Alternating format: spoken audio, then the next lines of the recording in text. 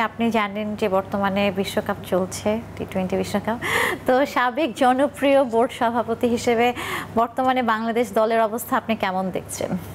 দেখেন দুটো জিনিস। একটা হচ্ছে দলের মধ্যে যে যে মেধা আছে বা তারা যেই পরিমাণ খেলা আমাদের উপহার দেওয়ার কথা সেটা কিন্তু তারা দিচ্ছে না।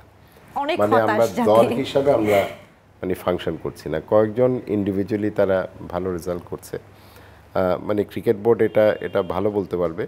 তবে আমার মনে হয় প্রস্তুতির যে বিষয়টা ছিল, যে আমরা যেমন আপনার জিম্বাবুয়ের সাথে খেললাম বাংলাদেশে, তো ঠিক আছে আমাদের খেলার প্রয়োজন আছে, তবে আমরা কোনো শক্ত কোনো প্রতিপক্ষের সাথে আমরা খেলি নাই।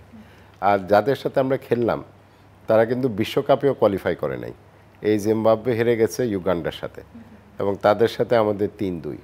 আর আমেরিকা যখন গেলাম, আমি আমেরিকার সাথে কেন খেলবো? আমি সেখানে নিউজিল্যান্ড, অস্ট্রেলিয়া এদের সাথে খেলবো। তারপরেও যেহেতু আমাদের দুটো বাজে পারফরমেন্স ছিল, আমরা দুটো ম্যাচে হেরে গেছি, এর চেয়ে খারাপ তো আমরা করবো না। সুতরাং আমি আশাবাদী যে আমরা এর চেয়ে আরও অনেক ভালো খেলতে পারি।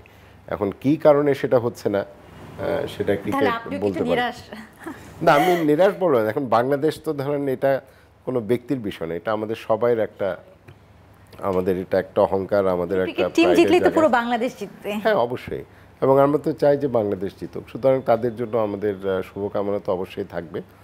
আর এখন আমরা আমাদেরকে আশার কথাই বলতে হবে। আমরা তাদেরকে নিরাশ করতে চাই না, তাদের উপরে বাড়তি চাপ তৈরি করতে চাই না। আমি মনে করি এখন পর্যন্ত তারা যে তারা যে খেলার মান বা তাদের যে অ্যাটিটিউড, এটা আরও ভালো হতে পারে। এবং ক্রিকেটে নিয়ে একটা কথা আছে যে এটা হচ্ছে আমরা যেটা বলি এখানে অনিশ্চয়তার বিষয়টা একটা বড় বিষয়, গৌরবময় অনিশ্চয়তার একটা বিষয় আছে।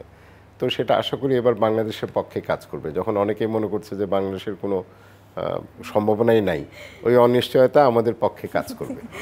আমরাও আশাবাদী মাননীয় মন্ত্রী।